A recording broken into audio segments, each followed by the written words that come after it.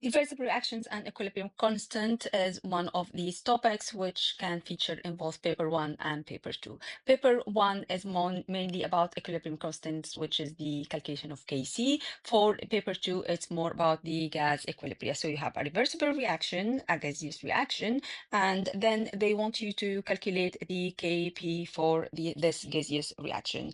Kp can be calculated using this equation, which is the partial pressure, the product of the partial pressure of the products, each raised to the power of their number of moles, divided by the product of the partial pressure of the reactants, each raised to the power of its number of moles. So it's exactly the same like Kc, but instead of using concentrations, we are using partial pressure. How to calculate or to find the partial pressure of each of the gases in the reaction? We would need to use the mole fraction of gases at equilibrium. So the mole fraction of a gas is the number of the moles of the gas at equilibrium divided by the total number of moles of the gas in the mixture at equilibrium. Remember that we are talking about equilibrium at equilibrium.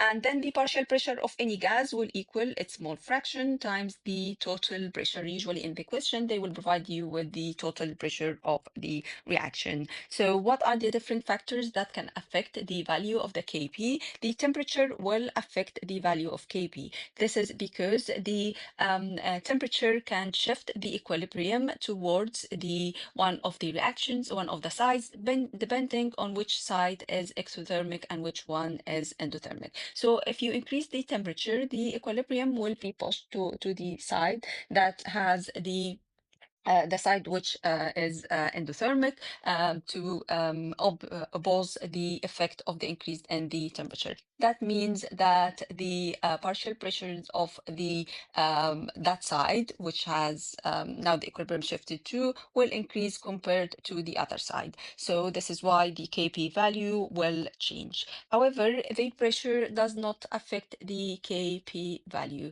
So remember, if you increase the pressure or decrease the pressure, if the question comes that they used a smaller vessel, so there's an increase in the pressure, that will not affect the value of the Kp. And also remember the different factors affecting the decision of the equilibrium, because they are very common in paper one as much as they are common in paper two. So these are temperature, as we said, which direction of the reaction is going to be exothermic and which one is endothermic, and the pressure in case of gases only. And of course, this for paper two, it's always going to be gaseous reactions. So the pressure, if you increase the pressure, the position of the equilibrium will be shifted to the side with the lower number of moles and vice versa.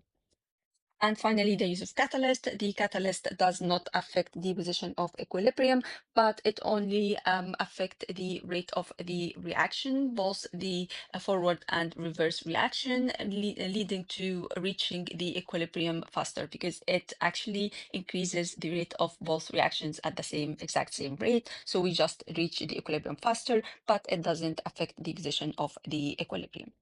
So these are the type of questions that you may encounter in your exam, which are kind of typical questions. So you are provided usually with a gaseous reaction, reversible reaction, and they give you the delta H of that reaction to know whether the forward reaction is endothermic or exothermic. They will give you the number of moles of the reactants, one of the reactants at the beginning of the reaction. So this is 0.317 moles of the reactant, and they give you as well the number of moles of one of the products and want you to calculate the mole fractions. So remember, you're going to use the number of moles of the product to calculate the number of the moles of the reactant at equilibrium. For example, here oxygen, it's 0.12 moles, and we have 2 moles of nitrogen oxides give you 1 mole of oxygen, meaning the moles of nitrogen oxide that reacted was double this amount, so 0.24 moles. Now, the moles of the nitrogen oxide remaining at equilibrium will be the total, which is 0.317 0.317 minus the amount that reacted, which is 0.24. So this is how you calculate the moles of each at equilibrium. And then the other product here, the nitrogen oxide, this is going to be double the moles of the oxygen at equilibrium because 2 moles of nitrogen oxide are produced when 1 mole of oxygen is produced. So it's going to be 0.24 moles. Now you can calculate the mole fraction of each. For example, for oxygen, it's going to be the number of moles, which is 0.12 divided by the total moles at equilibrium. So you're going to add the moles of oxygen plus the moles of nitrogen oxide plus the moles of nitrogen dioxide, which is the reactant at equilibrium. And then they usually give you the pressure of the system or of the reaction, or what is the pressure. So you can calculate the partial pressure of each and use the equation to calculate the Kp.